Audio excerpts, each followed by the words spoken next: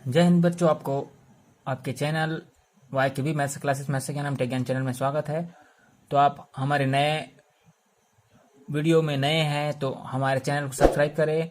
और अगर सभी क्लास चाहे 8वीं हो चाहे 10वीं के प्लेलिस्ट चाह रहे हैं तो हमारे डिस्क्रिप्शन बॉक्स में जाइए और आई बटन में भी आ रहा है। तो चलिए हम आज अध्याय 5 वृत्त एवं उसके अवयव देखने वाले हैं। तो सबसे पहले हम उसका परिचय ले लेते हैं।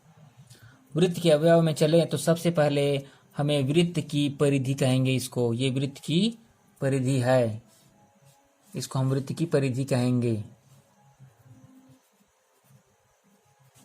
परिधि और जो परिधि के दो बिंदुओं को मिलाने वाली रेखा जो केंद्र से होकर गुजरती है, परिधि के दो बिंदुओं को मिलाने वाली रेखा जो केंद्र से होकर गुजरती है, इसको हम कहेंगे व्यास। तो हम यहाँ पर हमारा व्यास हो जाएगा ए ओ बी, और व्यास के आधा जो ए ओ और ओ बी है उसको हम त्रिज्या कहेंगे। मतलब यहाँ पे ए ओ बराबर त्रिज्या और ओ बी बराबर त्रिज्या कह सकते हैं, त्रिज्या। ठीक है। और जो वृत्त की दो परिधि के दो बिंदुओं को मिलाने वाली रेखा जो केंद्र से होकर ना ही गुजरे उसको हम जीवा कहेंगे। क्या कहेंगे? जीवा। तो जीवा का नाम हमारे पास क्या हो गया? व्यास हमारा ए ओ बी हो गया और जीवा क्या हो जाएगा? सी डी और ई एफ। ई एफ हमारा जीवा हो जाएगा। यहाँ पे वृत्त का केंद्र क्या हो जाएगा? वृत्त का केंद्र हमारा ओ हो जाएगा। ओ बराबर वृत्त का केंद्र, वृत्त का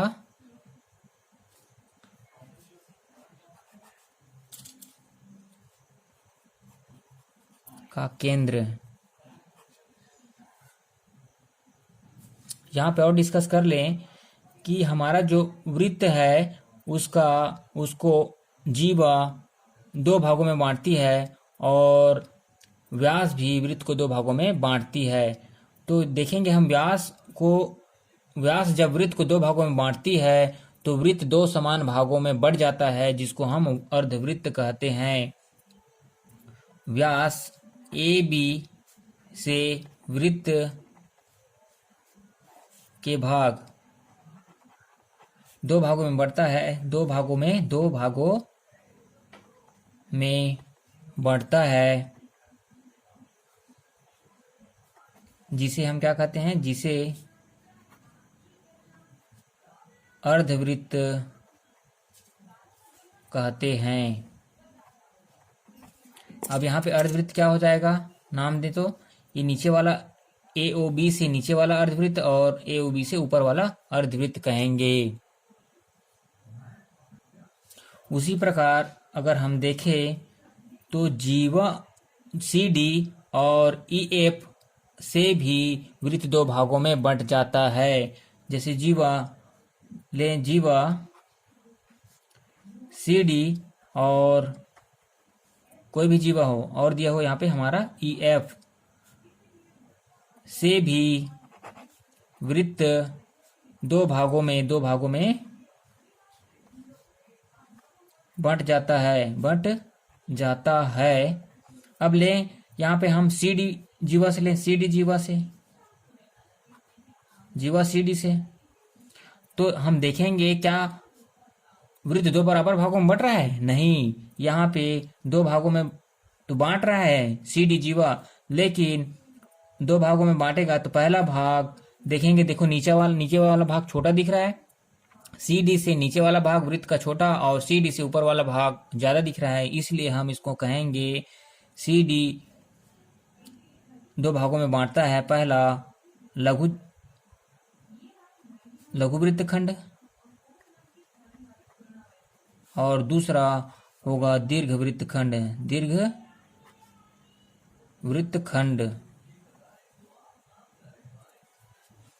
यहाँ पे हम देखें जब कोई भी जीवा हो जब वृत्त को दो भागों में बांटती है तो लघु वृत्त खंड और दीर्घ वृत्त खंड कहते हैं।